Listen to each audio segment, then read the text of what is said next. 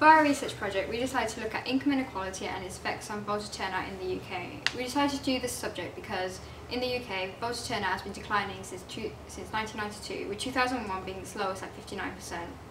Our research aims to do this by looking at socio-economic factors such as income inequality, education, migration population and employment levels per region in the 2010 election.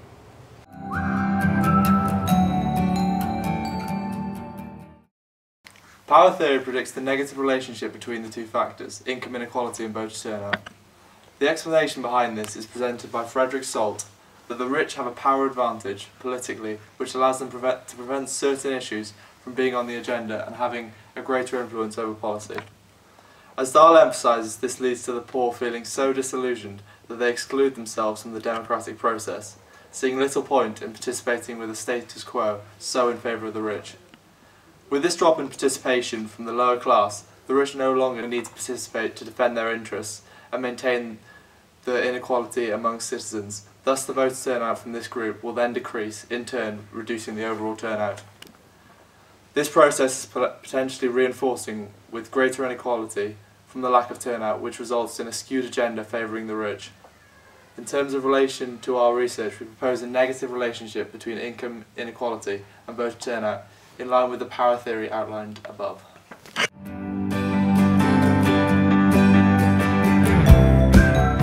The conflict theory developed by Karl Marx provides an opposite perspective to power theory, suggesting that increased economic inequality will result in increased political engagement. Conflict theory suggests that conflict arises when power, resources, or with particular relevance to our study, wealth is distributed unevenly across the population. Frederick Salt suggests that should we infer people's political views based upon their position within countries' income distribution, one might conclude that increased inequality will result in increasingly diverse ideas about appropriate policy. The diversity of ideas will thus prompt conflict and increase political engagement. Similarly, Henry Brady notes that income inequality can motivate the poorer members of society to campaign for redistributive policies, increasing political engagement across the demographic.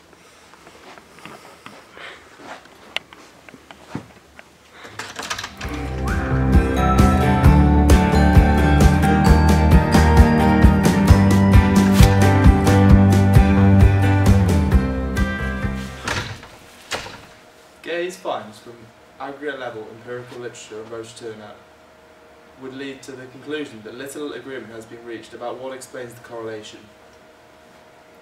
In his research paper, Daniel Horn, commenting on the validity of conflict and power theories conclusions about the relationship between variables, questions and argues that it could be due to correlation or measurement bias.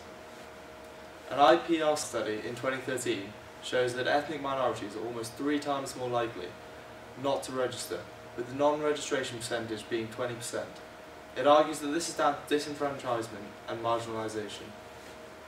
Burden finds that those with high school degrees are more likely to vote than those without.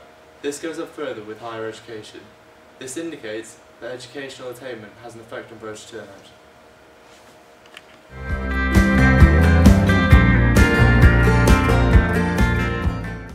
We used a regressional analysis to determine the strength and nature of each variable in relation to voter turnout. These variables consisted of education level, migration population, unemployment rate and the Gini index, which measures income inequality.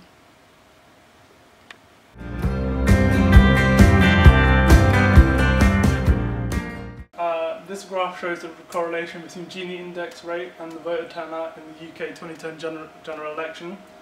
As indicated in this graph, it shows that there's no real relationship between Gini index and voter turnout. This is supported by the regressional value, which is 0.06, but indicates that there's no real relationship between Gini index and voter turnout per region in this general election.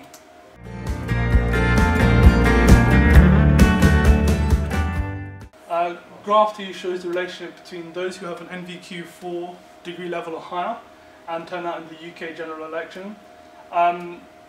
This graph shows that there's a weak positive correlation between degree level higher and voter turnout. However, because this is an anomaly with 52% over there, once excluded, there is a stronger correlation, but does not significantly change the strength of the correlation. As can be seen in the regressional value after the anomaly, which is 0.312.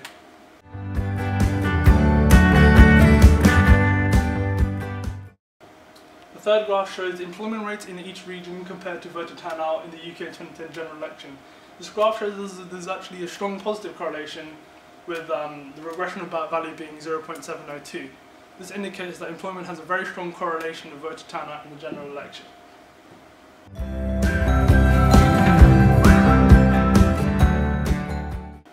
The fourth graph shows the percentage of non-British population in each region and voter turnout in the general election.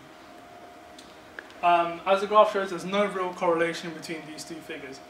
Even when the anomalous value is removed and we take the core group of data, the regressional value does not change significantly, only shifts from 0.017 to 0.096, indicating no real relationship between these two sets of data.